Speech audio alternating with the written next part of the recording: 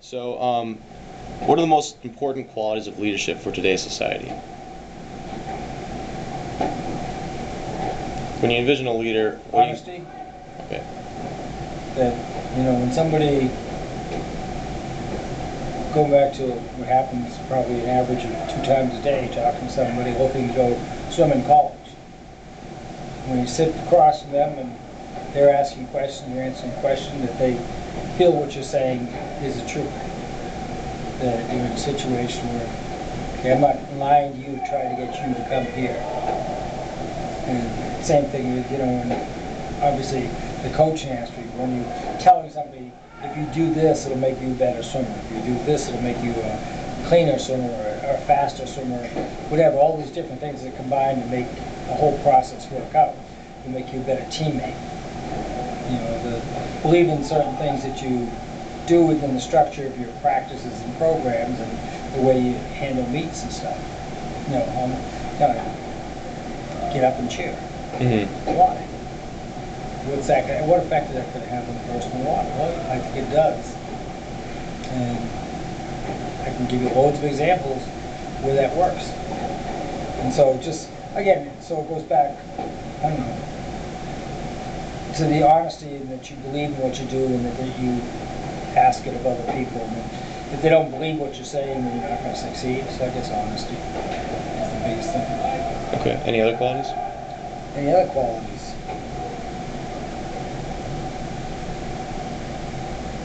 Oh, yeah, you have to care about the people that you're dealing with. That has to be reciprocal. I'm coaching somebody and I don't care about them personally or what they're doing, then they're not going to succeed. Mm-hmm. They're going to sense that I don't care. And same thing, come back the other way. If they don't care what they're doing and they don't care about you being their coach with them or leading them, whatever, keep trying to stick that leadership in there, it won't work that way either. And they probably shouldn't be together in terms of that. And there's, one of the things that they deal with the women on scholarships that don't want to swim. Yeah. I can think of some very distinctly different ways that have dealt with that in terms of on a day-to-day basis. I mean, there's some of the kids who are in that situation that I just love. I love this kid, Mm-hmm. but she doesn't want to swim. So she would be better off if we didn't have a relationship, but she doesn't have that choice. And other kids are just sort of tired of swimming. And the great thing about dealing with the non-scholarship kids, which is all the men's teams, see you later. Yeah. Go do something else. And Brieger, great example. Yep. He's excelling academically. Seems happy when I see him. And we're better off. I'm better off because I'm not in a situation where I'm, hey, come on, swim. Yeah. Not forceful. That's good. Have you seen a change in the prevailing leadership style in your organization during the past 5 years? Let it be, coaches or the athletic department, school overall. Yeah, you do see changes. I don't know if I benefit at all by discussing the changes, though, honestly. I'll just I'll give you two examples from two people who are my bosses, who I know all of my bosses.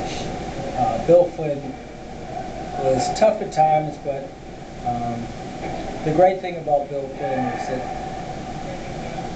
no matter what the circumstance was, he was going to tell you about it. Good, bad, or indifferent. At one time, when women's sports started at BC, the two outstanding programs were swimming and track. Just look back at the early Eagles of the Year in motion swimming and track. They succeeded at the greatest level. The first Eagle of the Year was a swimmer. The first woman to represent Boston College in the national championship was on the team. A diver. The longest win streak ever in BC athletics was the swimming team. It was just, everything was sort of equal.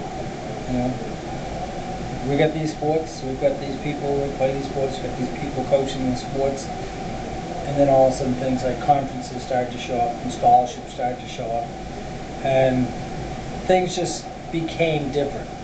Priority shift? Yeah, and like what happened in this case, I remember Bill Flynn calling myself and Jack McDonald, track coach, into his office and saying that, starting off by compliment, I guess you guys have done a great job with the programs here, but the Big East has decided that women's basketball and women's soccer will be the major women's sports, and that all schools have to put their emphasis on those sports. And when emphasis is talking about, okay, scholarships going to go to those sports. Priority in terms of, two people want to use the same facility, well, basketball gets it over you, or soccer gets it over you. That's just, and then Bill just sort of put up his hands and said, I have no say in it. This is what the conferences decide. And the conferences are made up of the schools, so I don't know how much input he had into that decision. But the same thing like we deal with the ACC. It's pretty obvious, BC didn't join the ACC for sure. It probably didn't join the ACC for anything but football. Oh, football, yeah. It's the only reason they did it, because this one guy wanted to be national football. I shouldn't say that. Cut that out. Stricken from the record. Stricken from the record. And then the second guy, Chet Gladchuk, that I worked for, I think the only thing bad I can say about Chet, because I think he was a very nice guy, I think he mostly did a good job here. I think his problem was that too much happened while he was here. Whether that was his fault or not, too much happened while he was here, particularly the football scandal. But the only personal thing I had about Chet that left me with any doubts was that it seemed like he was always saying what you wanted to hear. Political aspirations, but I mean, not aspirations, No, but the way he, not even political. just the way he dealt with people. Yeah, it just said when he went and talked to him, you got the answer you wanted all the time. Okay. But it's like going back to my thing about the field. If two people want the same field, you both got the same answer you wanted. Somebody's not getting the Someone's gonna lose. Yeah. So but that was the only complaint about him. I thought he was very fair to most people and stuff. I never did anything bad to me in my program, and so those are the two guys I used to work for. They don't anymore. One retired, the other one moved on. So the biggest change would be probably priorities and different emphases of importance.